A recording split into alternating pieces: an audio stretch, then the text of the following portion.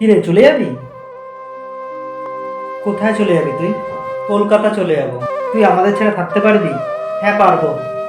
কি পেয়েছি তোর থেকে? কি পেয়েছিস, কি পাসনি বল? যখন পড়াশোনা ছেড়ে দেওয়ার সিদ্ধান্ত করলি তখন তো আমিও বললাম না।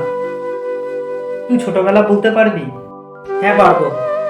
আর ইচ্ছে করে আমি ঘুড়ির সুতে মাঞ্জা কম দিতাম যাতে আমারটা ভোকারটা হয়ে যায়, আর তুই জিতে যাস। আর তুই সেসব ছেড়ে চলে যাবি? কদিন এরকম চলবে?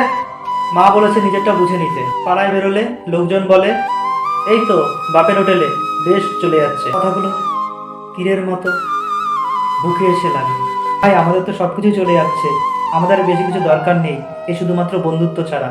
কাকিমার হাতের রান্না তুই মিস করবি না? কি খাবি? আর তোর কাছে কতই বা টাকা আছে? আছে 30 টাকা। ওই টাকায় কি হবে? পরোটা, আনলিমিটেড তরকারি, একটা শেফ বডি, এক টুকরো পেঁয়াজ, একটা কাঁচা লঙ্কা, 30 টাকা।